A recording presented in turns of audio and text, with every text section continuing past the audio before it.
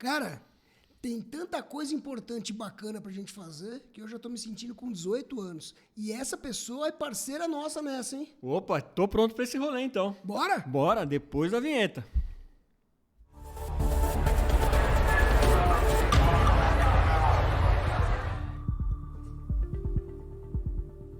Pronto? Pronto.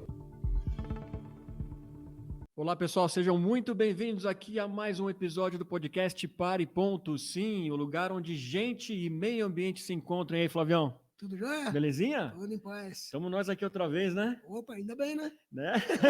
Mas antes de a gente começar mais um super papo, um papo super interessante aqui hoje com vocês, quero pedir, gente, se inscreva aí no nosso canal, né? Acione o sininho da rede social, assim você nos ajuda. É a maneira que você tem para manter vivo aqui com a gente, comigo e com o Flávio, o Pare Ponto semanalmente, trazendo conversas aí que prometem não só, né, provocar, mas trazer assim, situações que nos inspirem aí para cuidar do nosso planeta e transformar essa nossa jornada para melhor sempre, né, Flávio? Muito bom, não falaria melhor. Né? Então tá bom. E hoje a nossa convidada aqui é uma jovem que está super engajada nas redes sociais. Quando eu chamar aqui, você já vai saber quem é. E ela vai contar um pouco para a gente como que foi, né, que despertou, né, essa veia de sustentável nela e como que o jovem está olhando para isso. O jovem está de fato preocupado com o planeta, com o que está acontecendo nesse nosso mundão. Quem vai contar para a gente é a Úrsula Abiai, que é da Pedagogia Sustentável. Tudo bem, Úrsula? Muito prazer ter você aqui com a gente, viu? Oi, gente, que isso, o prazer é meu, super feliz de estar aqui para a gente bater esse papo tão importante, né, e urgente. É isso aí.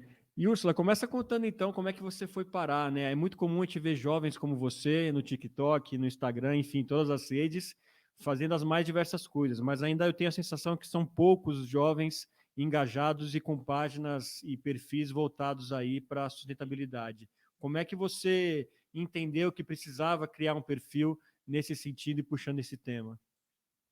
Então, a ideia é justamente essa, né, é levar esses temas para as redes, para a galera da minha idade, principalmente, mas eu acho que essa questão de sustentabilidade e meio ambiente sempre esteve presente de alguma forma na minha vida, muito por causa dos meus pais, que são biólogos e sempre trabalharam de algum jeito com isso. E desde então, assim, tinha ficado tudo meio adormecido, até que em 2020 a gente começou a viver uma pandemia global, né? Tivemos que parar coisas que eu nunca imaginei que a gente fosse parar. E comecei a refletir mesmo de como que a gente chegou onde a gente chegou. Comecei a ter tempo para estudar, para assistir, escutar algumas coisas que antes eu não tinha tempo. E comecei a ficar angustiada mesmo, ansiosa, porque eu tinha na época 19 anos, né? Eu nasci em 2000, e aí as previsões eram de que em 2050 a gente vai ter mais plástico do que peixe nos oceanos e a gente vai estar vivendo completo caos. Bateu um E eu desespero em falei, você então, Úrsula, foi mais ou menos isso? foi na base do desespero, assim, em 2050 eu vou ter 50 anos, gente. Eu fiquei, não tá Pô, certo que isso. inveja, Úrsula. Exatamente, né? E aí comecei a ter vontade, assim, de passar isso adiante também, incentivar mais pessoas. E não parei desde então, né? Agora, me tira uma dúvida. Você entrou em ansiedade por conta, enfim, dessas coisas que você começou a ver, a pandemia te deu essa oportunidade de enxergar por outros ângulos e tudo mais. E aí você, eu te acompanho nas redes sociais, você mudou uma série de hábitos, adotou novas, enfim, novas coisas, novas formas de fazer e de ver as coisas. Isso deu uma atenuada na tua ansiedade, melhorou de alguma forma? Como é que esses novos hábitos, o que eles trouxeram de benefício para a tua vida, de alguma forma? Então, sobre a pergunta, se melhorou, eu acho que sim e não. Porque a gente acaba se sentindo um pouco impotente mesmo, né? E aí é uma loucura, assim, a gente quer mudar tudo. Então, quando eu comecei a ver essas estatísticas, a estudar mais sobre isso, bateu o desespero e aí dá aquela vontade de mudar tudo ao mesmo tempo. E não dá certo, né, gente? A gente tem que ir com É. calma, assim, mudar uma coisa de cada vez, cada um no seu tempo, no seu processo. Inclusive, eu falo muito para as pessoas, né? Porque não é de dia para noite que a gente vai conseguir mudar tudo, alimentação, nossa forma de consumir. Mas ao mesmo tempo, melhorou sim, e é confortante porque a gente acaba virando influenciadores para além das redes, né? Então, todos os espaços que eu ia, só de levar o meu copinho e negar um copo descartável, ou reduzir ali o consumo de carne em algum ambiente, começa a mudar o clima do ambiente, sabe? A gente abre esse diálogo com as pessoas, e aí que tá a potência do negócio, porque a gente consegue espalhar tudo isso, conversar, dialogar, que eu acho que é realmente o que a gente precisa fazer. Então, acaba, sim, sendo reconfortante de alguma forma, sabe? E dá esperança, assim. E agora me diga uma coisa, como que tá a galera à sua volta, assim, né? Que acho que percebeu essa mudança sua. Os jovens hoje, né? Vamos pegar aí a faixa da sua idade, de repente, né? Vamos puxar da idade que você começou ali com 19 até hoje que você tem, o quê, 22, por aí? Essa galera, como é que tá, assim? Você acha que ela tá consciente? É uma geração que vai ser melhor que a nossa, a minha aqui do Flávio? Como que você tá vendo isso? Então, é muito difícil generalizar, né? Essa é Uhum. uma pergunta bem difícil mesmo. Acho que com certeza melhor que a de vocês em alguns pontos, até porque a gente já está vivendo a crise climática, né? Já é uma realidade. Então, com certeza estamos mais engajados nisso, e eu acho que as redes sociais potencializam também esses debates. Mas, para ser sincera, eu acho que ainda falta muito, sabe? Eu acho que a galera ainda está muito desconectada. E eu falo isso até dos meus amigos mesmo, sabe? Muita gente vê todos os hábitos que eu tenho, que eu faço, acha legal, dá parabéns e tal, mas continua naquelas, assim, sabe? Então, eu sinto que estamos indo, talvez a passos lentos. Acho que a gente ainda precisa dar uma acordada na juventude, na galera. E, assim, tem esses dois lados da moeda, sabe? Mas, com certeza, acho que melhor que a geração de vocês, assim, e dos meus pais também. Acho que estamos indo, estamos bem. É. Não, eu vou ter que fazer a pergunta aqui, Flávio, porque assim, né, na nossa geração, quem começava a debater isso era chamado de ecochato, né? Tipo, Opa. aquele cara que, não. E o pessoal, assim, rola um preconceito, lá vem a Úrsula com as coisas dela, ela não vai querer porque tem isso. Rola isso também? Rola, gente, rola muito, muito, assim, muito. É mesmo? Ainda mais, assim, com a galera que é mais velha, né? Tipo, rolê de família, assim, por exemplo, sempre tem uma tia, um tio que, ai meu Deus, que preocupação, a Úrsula vai vir, então tem que ter isso e aquilo. Acaba até sendo difícil em alguns momentos, porque a gente se sente até um pouco um problema, sabe? Tipo, porque eu não como carne nem alimentos de origem animal, você é um problema ali naquele espaço. Então, é desafiador, sabe, em vários pontos. E, com certeza, ainda tem essa coisa do eco chato, né? Depende muito do ambiente que a gente está, mas rola muito, sim. E eu acho que tem a ver com essa desconexão da maioria da galera que ainda não acordou ainda, não está na real, sabe?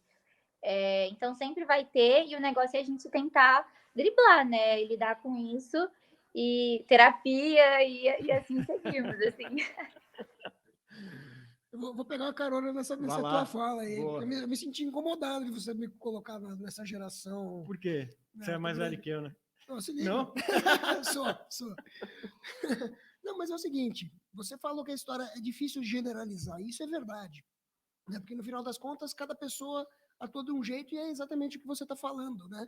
Você atua de uma forma, mesmo dentro da tua geração, você encontra eco e oposição.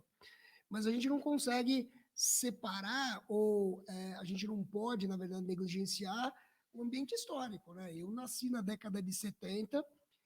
Só que eu espero estar vivo, sim, quando você tiver 50 anos. Quero ver você fazendo 50 anos, mas eu vou estar lá também. Então, assim, é uma pergunta que eu sempre faço para os jovens, para as outras gerações, né? O que você espera, não só dessas pessoas que são da tua idade e que você conversa diretamente, mas para o pessoal da minha geração, por exemplo, a tua não, que você é mais novo. O pessoal da minha geração, por exemplo, que cresceu num ambiente e está tendo que se modificar, enfim, dentro do contexto que a gente tem encontrado agora. Então, tem gente de cabeça diferente, apesar do cabelo branco, né? O que você espera dessa turma, dessa minha turma aí? Da nossa turma? Você tem barba Ótima branca? pergunta. Ótima pergunta. E eu achei muito boa, porque é uma coisa que eu discuto às vezes com os meus pais. E eu espero que vocês se engajem também, porque eu sinto que como, tipo, às vezes parece que já passou a época de vocês, sabe? Tipo, uma frase que eu vejo muito, assim, que eu escuto muito até dos meus pais, que inclusive estão aqui na minha frente, estão me escutando falar, eu tô achando ótimo isso. É tipo assim, agora tá na hora de vocês, sabe? Vai lá, faz mesmo. Tipo, é a juventude que tem que lutar, é a galera jovem, é a galera que tem energia. Tá, tudo bem, concordo. A gente que tá mesmo, assim, a gente tá aqui preocupado com o nosso futuro. Mas a gente precisa de um esforço coletivo, né? Então, a luta socioambiental, ela precisa ser coletiva, tanto em termos de região, raça, classe, gênero, quanto em termos de geração. É uma questão geracional. Então, a gente precisa de todo mundo engajado nessa. Principalmente a galera que, entre aspas, né, que nem meus pais falam, já passou a minha época, só que quanto mais a gente tiver nessa, é melhor. Então, por mais que seja muito mais difícil você começar a mudar os hábitos quando você estiver mais velho, o que te impede, sabe, de começar a mudar uma coisa aqui, outra ali, fazer uma coisa diferente, mudar algumas formas de lidar com o mundo, de ver o mundo também, por mais que já tenha passado da época, sabe? Então, que se engajem também e que colhem com a gente nessa. Gostei. Boa, tá vendo? Estamos Gostei, nessa tá vendo? junto, né? Um beijo pro teu pai e pra tua mãe. É. E agora me diga uma coisa, Ursula, tem temas que são mais fáceis e difíceis de emplacar quando você começa a tentar levar essa sua mensagem? Pode até usar como exemplo o seu perfil, assim. O que você vê mais engajamento, ou o que você vê que ainda falta muito para as pessoas entenderem, ou muito que as pessoas acham que isso é muito longe de mim, eu acho que eu não tenho que me envolver. Dá um termômetro para a gente aí dos temas que são mais quentes, né? Até fazendo uma relação com o aquecimento global aí.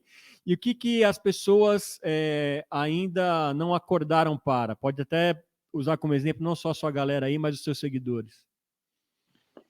Essa é uma pergunta difícil, porque são muitos temas, né? Uhum. Mas, assim, que me vem à mente, primeiro, eu acho que o mais difícil, inclusive me coloco nessa, é a questão do consumo mesmo, o consumismo, assim, porque a gente é incentivado, né, gente, o tempo todo, assim, ainda mais, inclusive, pelas redes sociais, que é um espaço que eu tô tentando ocupar justamente por isso, porque é bombardeio de publicidade, de propaganda, e blogueiro incentivando isso e aquilo. Então a gente está sempre querendo comprar alguma coisa que a gente não tem, nunca tá bom. Então, o consumo consciente, no geral, é uma coisa muito difícil na sociedade de hoje, para mim, assim. Eu percebo isso no geral. Então, mudar a nossa forma de consumo é uma coisa difícil. E aí entra, assim, muito na questão da moda consciente. O consumo consciente engloba muita coisa, né? Mas eu percebo que a moda consciente é uma coisa complexa, assim, é um ponto difícil. Então, quando a gente fala, por exemplo, das comprinhas da Shein, eu tenho várias amigas que super adoram o meu trabalho, mas continuam comprando as coisas que vêm lá do outro lado do mundo, da China, que a gente já sabe que o trabalho não é digno, sabe? Que tem vários problemas sociais envolvidos, e não só sociais, como ambientais também. É difícil mudar essa chavinha do consumo. Mas, ao mesmo tempo, eu percebo que, por exemplo, a questão da alimentação, do veganismo, cosméticos livres de crueldade animal, isso tudo num geral, eu percebo muito mais engajamento até de pessoas que não estão muito nessa pauta. Não sei se é porque é uma coisa que a gente está falando muito mais, inclusive as celebridades, né, que a gente vê muito mais assim opções veganas e vegetarianas, não só de comida, mas de cosmético nas farmácias, nos lugares. E a galera que tem bastante influência falando sobre isso, se posicionando.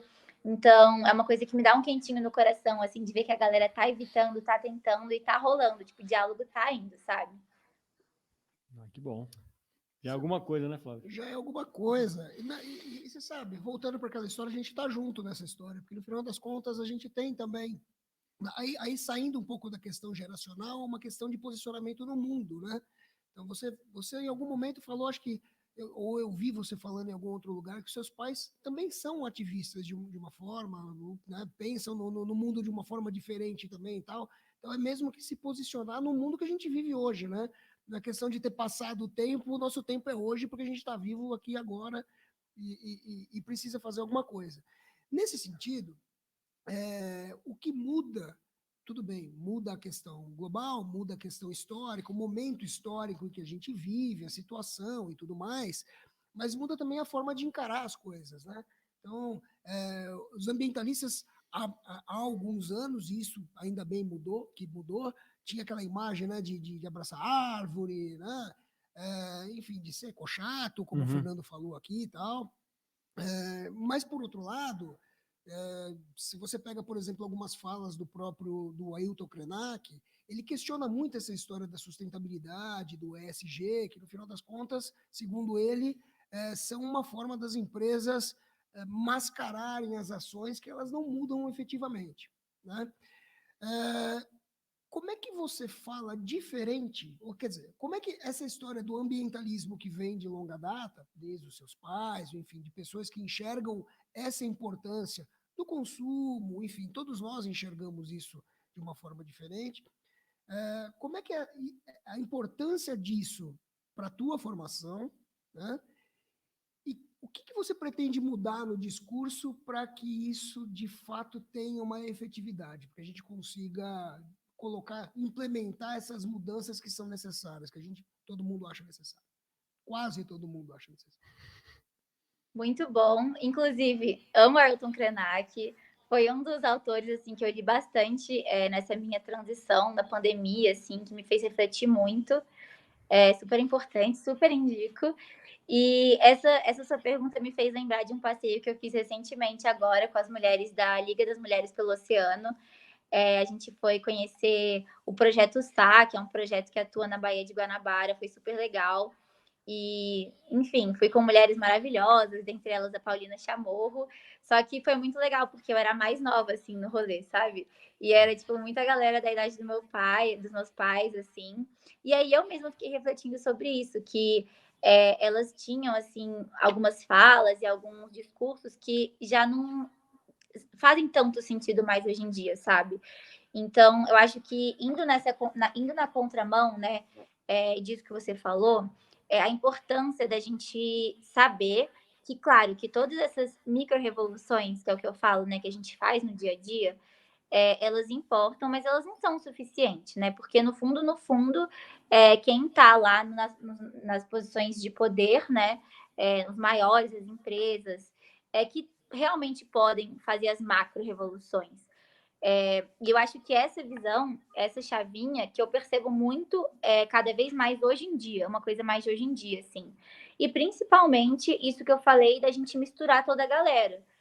Então, a gente saber que a crise climática já acontece, mas ela está acontecendo principalmente, afeta primeiro e muito mais a galera das periferias, as populações pretas e periféricas. Então, a gente dialogar com eles também, entender as demandas, como a gente pode ajudar. E eu percebo esse debate muito mais atual do que da época dos meus pais, por exemplo, sabe? Eu acho que isso está mudando e vai mudar cada vez mais. E eu vejo que é muito importante a gente ter essa visão para a gente conseguir mudar isso também. Entender que o problema é muito maior e que precisa, de fato, ser coletivo, que a luta precisa, de fato, ser coletiva, sabe? Envolvendo todo mundo. Uhum. Eu tenho a sensação, Úrsula e Flávio, que a gente muitas vezes também, eu acho que a gente tem que tomar cuidado nessa trajetória para não colocar também todas as fichas nas empresas, né? Esperar que tudo venha de lá. Porque eu sinto falta ainda de uma mobilização de gente mesmo, né? Como a gente fala aqui muito, fala bastante de sociedade, também para questionar as empresas, também para questionar o poder público, mas também se juntar mais e fazer coisas, né? Por exemplo, né, esse ponto que você colocou, né, das áreas periféricas e das pessoas com mais baixa renda, eu acho que a gente engatinha muito, né? Claro, por todos os problemas sociais que a gente tem aqui, né? Como é que você vai falar de reciclagem para um lugar que não tem esgoto, né? É uma série de coisas, de conflitos que a gente tem para solucionar. Como que você vê isso aí, Úrsula? Você morando no Rio de Janeiro, uma cidade aí, tomada por comunidades, isso é algo que já está sendo feito? Você já conhece alguém que faça isso aí no Rio de Janeiro para atender essa gente? Conheço muitos projetos muito legais, gente, sério. Uhum, E que cada bom. vez que eu conheço mais projetos e mais pessoas, é o que me dá mais força, assim, para continuar, porque é cansativo, é difícil, sabe? Tem vezes que desanima mesmo, tipo, dá vontade de ignorar tudo, largar tudo, não se informar mais. Mas são nesses projetos, assim, conhecendo essas pessoas que a gente encontra, assim, esperança e força para continuar. E eu acho que é isso mesmo que vocês falaram, sabe? Porque por mais que a gente entenda que a questão é sistêmica e é muito maior do que a gente, nós somos consumidores e a gente faz parte disso também, sabe? Então, eu sou comunicadora pela Menos um Lixo também, né? Que é uma das maiores plataformas aí no Instagram, e enfim. E a gente faz um trabalho super legal de conscientização, comunicação. E tem uma coisa que a galera fala bastante por lá, que é o poder da carteira, que é um dos grandes poderes que a gente tem, né? Que é justamente isso de quem a gente está consumindo, quem a gente está incentivando. Porque se as empresas estão lá, é porque a gente continua dando dinheiro para elas, né? Colocando ali, incentivando elas. Então, por mais que sejam micro-revoluções, acaba que quando junta um com outro, e outra coisa que eu gosto de falar bastante também, é que todo mundo é influenciador. Uma vez a gente estava numa call, assim, da comunidade Menos um Lixo, que é um projeto nosso. E aí uma das meninas que estava participando falou: eu não sou influenciadora que nem vocês e tal, eu não tenho página, não tenho projeto. Aí eu falei: mulher, como assim? É claro que você tá aí na sua casa, tipo, você tá incentivando vários hábitos aí com seus pais, seu irmão. Ela falou que já tinha conseguido mudar várias coisas lá na casa dela, no contexto dela, que a vizinha estava começando a usar ecobag por causa dela. Então, todos somos influenciadores, né? Eu acho que isso é muito importante a gente lembrar também no dia a dia. E volto a dizer aquela ideia de que a luta ela é coletiva. Então, a gente precisa da galera envolvida.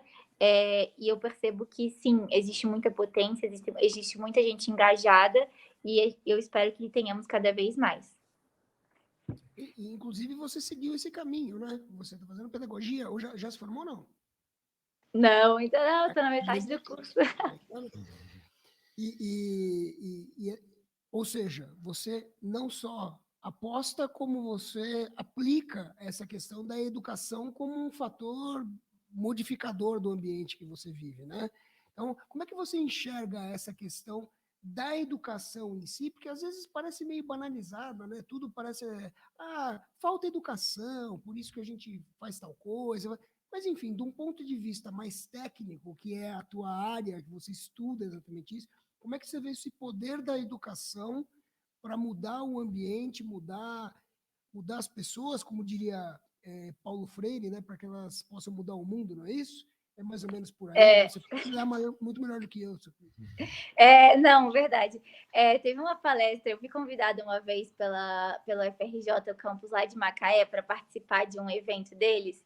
E daí, no final, eu até falei essa frase, que é uma frase do Paulo Freire, né? Que ele diz que educação não muda o mundo, mas educação muda as pessoas e as pessoas transformam o mundo. E eu gosto muito dessa frase. Ela me guia muito, assim, sabe, nos meus trabalhos de comunicação e educação, seja pelas redes ou fora delas, porque como estudante de pedagogia, acabo fazendo também trabalho em escolas, né? E eu acho muito importante, também me dá muita força, assim, para continuar. Eu acho que eu vou poder responder essa pergunta de uma forma mais técnica e melhor, assim, daqui uns aninhos ainda, tipo, acho que ainda tem um caminho pela frente, mas eu sinto que essa frase do Paulo Freire resume muito a minha resposta, de que, tipo, claro que a solução de todos os problemas não está na educação, mas o que a gente faz com ela, sabe? E como a gente usa ela. Porque tem que tomar muito cuidado também de que tipo de educação a gente está falando, né? Então tem que ser uma educação para a liberdade, né? Uma educação que considere todos esses pontos que a gente acha tão importante, e levar, assim, a educação para todos os espaços, que é o que eu tento fazer também nas redes sociais. Porque, querendo ou não, hoje em dia, eu percebo que a gente tem várias formas de educar que já não são as mesmas de antigamente. Então, acaba que os jovens, e não só os jovens, a gente gasta muito tempo, por exemplo, no celular, nas redes sociais. Então, por que não a gente se educar por meio disso também? Com podcasts, com contas no Instagram, no TikTok, e por aí a gente segue, sabe? Sempre se adaptando ao mundo que a gente vive hoje em dia. Uhum. E alcançando muito mais gente também, né? Porque dentro da sala de aula a gente tem um grande potencial, mas um número limitado de pessoas também, né? Então, eu tive uma experiência muito legal. Antes de ir para pedagogia na UFRJ, eu fiz 2 anos de pedagogia aqui na UFMG. E aí eu tive uma experiência muito legal como bolsista de extensão da Estação Ecológica aqui, que era um programa de educação ambiental, e a gente discutia a educação ambiental de forma crítica, né, na perspectiva crítica, que é o que eu acredito, assim, que eu acho mais interessante. E aí uma das coisas que eu ficava pensando bastante é que existe muita essa diferença, sim, entre o tipo de educação que a gente faz de forma presencial, nos projetos, por exemplo, e dessa educação que a gente acaba fazendo nas redes, e cada um tem os seus prós e contras, como tudo na vida. Então, a gente consegue alcançar, por exemplo, em um Reels, assim, de 30 segundos, com informação super importante e pertinente, conscientizando as pessoas sobre o descarte incorreto de bituca, por exemplo, porque muita gente não sabe o problema das bitucas, né, que tem substâncias tóxicas e que acabam contaminando a areia e os animais, e aí, enfim. E aí as pessoas não têm muita noção disso, ou que a gente não deve jogar bituca dentro da latinha, por exemplo, porque os catadores coletam as latinhas, tem muita gente que vive da reciclagem no Brasil, e aí quando a gente joga bituca ali, libera um monte de substância tóxica, a pessoa vai entrar em contato com aquilo. Então, em um Reels de 30 segundos, a gente consegue, às vezes, passar essa informação, e aí é um Reels que viraliza, a gente consegue atingir 3 milhões de pessoas em 30 segundos. Muito massa, sabe? Muito legal, mas às vezes a gente não consegue aprofundar e realmente fazer essa educação ambiental de forma crítica que a gente tanto defende pelas redes, como a gente faria, por exemplo, em uma aula, em um debate, em uma roda de conversa de 1 hora e meia. Por isso que eu acho importante também a gente juntar essas duas coisas, porque são coisas completamente diferentes, que cada uma tem a sua importância, e também os seus objetivos, né? Então depende muito do objetivo que a gente quer dentro de cada plataforma ou de cada forma de comunicação que a gente está buscando. Acho que é esse caminho, assim. Uhum. Agora, ainda para a gente arredondar esse tema da educação, que é algo que a gente tem cobrado muito aqui no Para e Ponto, né? Será que a educação está começando a dar luz a isso para as nossas crianças desde o primário, né? Nos primeiros anos da escola? Não sei se você tem essa resposta, Úrsula, mas como que está a pedagogia? Já se ensina na pedagogia algo voltado para a sustentabilidade, para que as novas professoras ensinem isso, ou ainda é algo que não está na faculdade? Ai, gente, vocês pegaram o meu ponto fraco. Que ainda falta muito. É. Então, essa foi um dos motivos, assim, de umas crises que eu tenho de vez em quando, porque às vezes parece que eu tô no curso errado, sabe? Tipo, meu Deus, a gente tá fazendo biologia, uma coisa assim. Porque a gente ainda discute muito pouco isso dentro da pedagogia. Eu sinto muita falta, sabe? Porque, no fundo, são as pedagogas que estão lá, sabe? Numa parte tão crucial da vida das crianças, das Pois é. pessoas no geral. Então, assim, claro que eu sinto que cada vez mais a gente tem a gente tem espaço para discussões como essas, mas ainda precisamos de muito mais. E aí eu venho também, acho que, na verdade, o curso não está errado, não, eu estou no curso certo mesmo, porque aí eu sou uma pessoa que estou levando esses debates e estamos expandindo, né? Então, eu não tenho para indicação, assim, galera que está escutando, que tem interesse, eu super indico os trabalhos do Instituto Alana. Eles têm cursos, inclusive, gratuitos para a galera da área da educação, que são muito bons para a gente conseguir trabalhar a educação acreditando, trabalhando, né, dentro da temática da sustentabilidade e etc. E, gente, eu também lembrei de outra coisa aqui da minha aula de sociologia, ó, a Claro. pedagogia, de um autor que a gente estuda bastante na pedagogia, que é o Bourdieu, porque às vezes eu acho que a gente coloca muito a educação assim num pedestal, como se ela fosse resolver todos os problemas, mas acho que não é por aí também, sabe? Porque a gente tem que lembrar que daí vem muito, é uma discussão que veio muito assim dessas minhas aulas e meus estudos com o Bourdieu, que cada criança vem de um contexto, sabe? Cada pessoa vem de um contexto que a gente precisa levar em consideração também.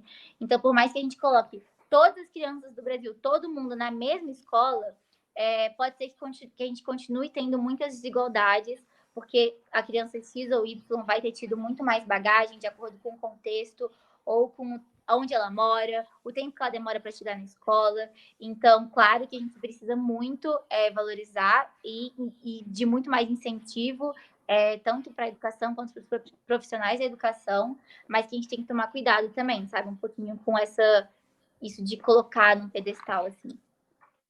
É o problema da generalização, né? É. Não só na questão geracional, mas generalizar o ser humano como um todo é muito difícil. Cada indivíduo é único em si, não é isso?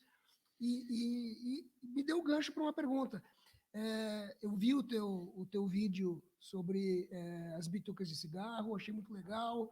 E aí você fala de assuntos tão específicos quanto o descarte de bituca de cigarro, né, ou o problema do bituca de cigarro na praia, enfim, dentro da latinha e tudo mais, quanto a contaminação na Amazônia, enfim. O tema é muito amplo, as questões são muito amplas, né?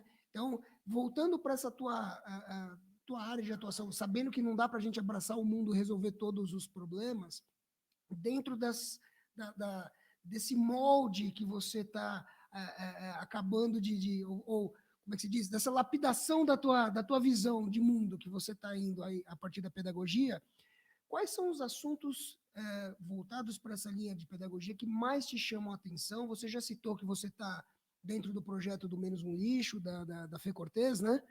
E, enfim, quais são os assuntos que mais te saltam aos olhos, assim, que mais te chamam a atenção e que você se sente mais propensa a atuar em si? Você já falou do consumo, não sei se é por aí, enfim, tem alguma coisa que você quer agarrar de fato para ir atrás? Eu estou me descobrindo ainda. Eu acho que vai ser essa questão do que a gente pode fazer, né, como indivíduo, assim, talvez mais esses hábitos que a gente possa ter, assim. Antes de responder essa pergunta melhor, deixa eu só falar uma coisinha que eu lembrei aqui, porque eu acho muito que a chave da coisa também está justamente num trabalho intermultitransdisciplinar.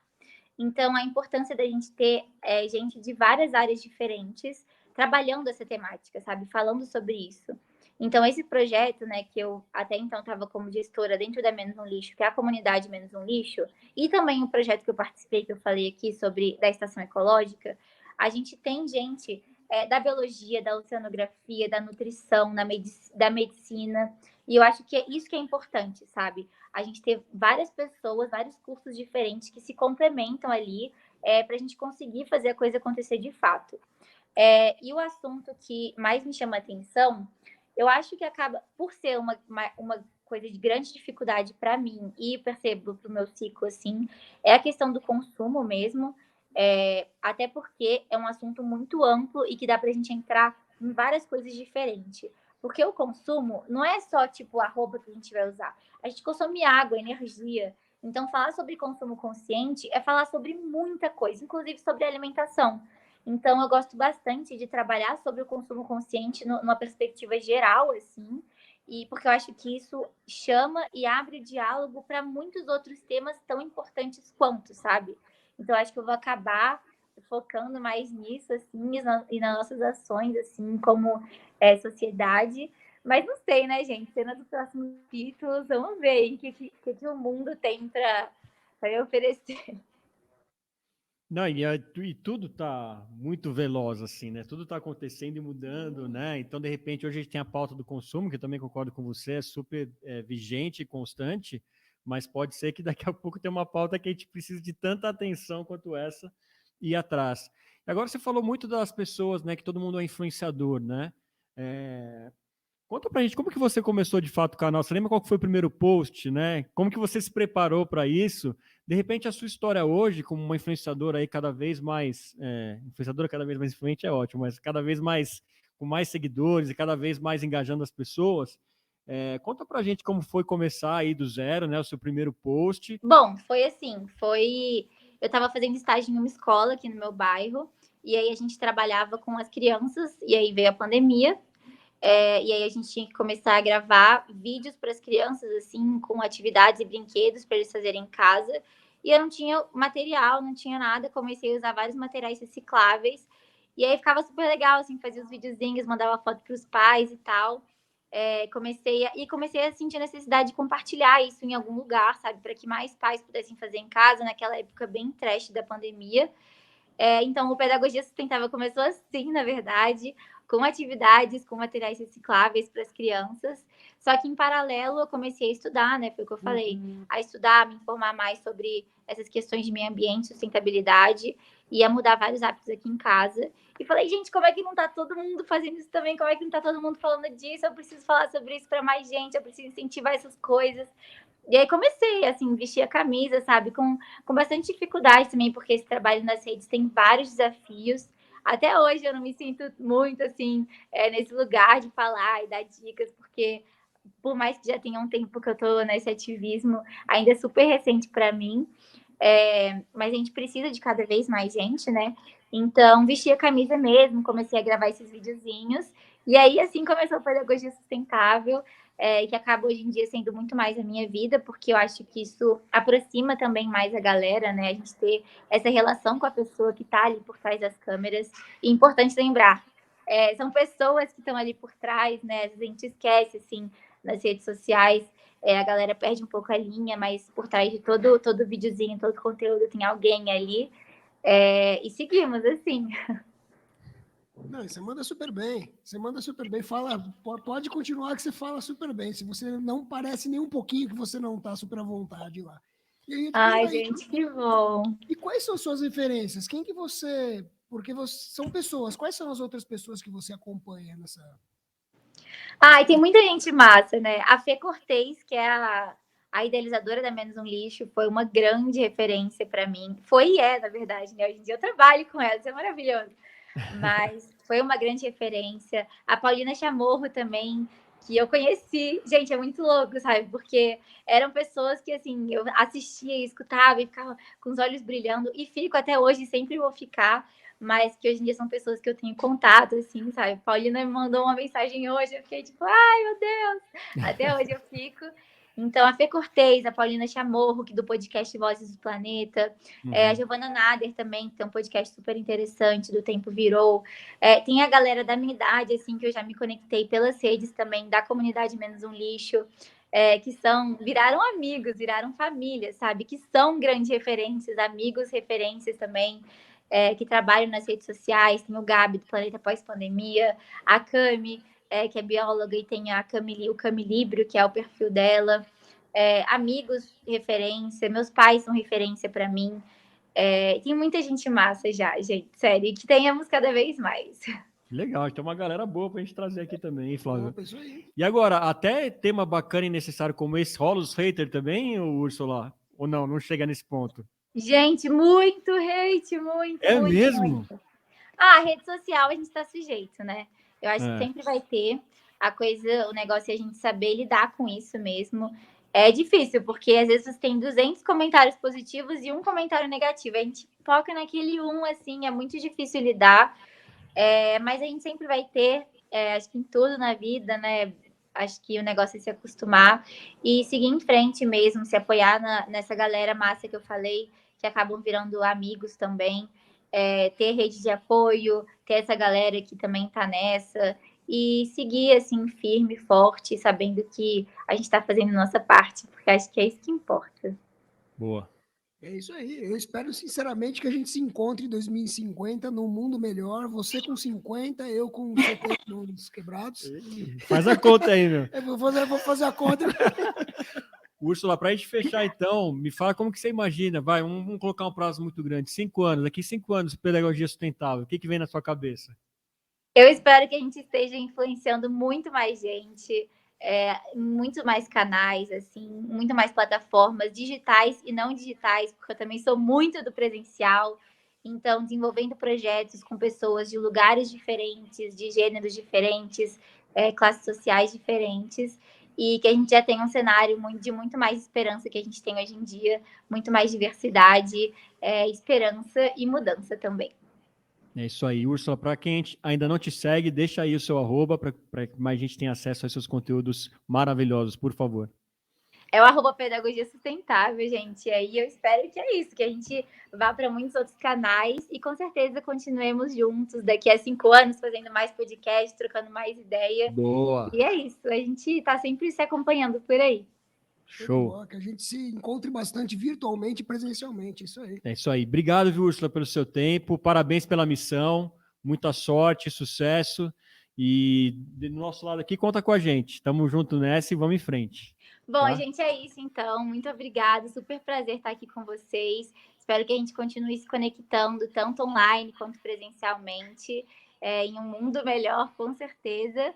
E aí, para quem quiser continuar acompanhando, é o Pedagogia Sustentável. A gente está no Instagram, no TikTok também, às vezes eu dou uma aparecida por lá, mas espero que estejamos em cada vez mais plataformas. E é isso aí, muito obrigada mesmo. Show de bola, nós que agradecemos e obrigado a você aí que acompanhou mais um episódio do nosso Para e Ponto. Não se esqueça, se inscreva no canal, acione o sininho na rede social. Essa é a maneira que você tem para manter vivo aqui nosso projeto, o Para e Ponto.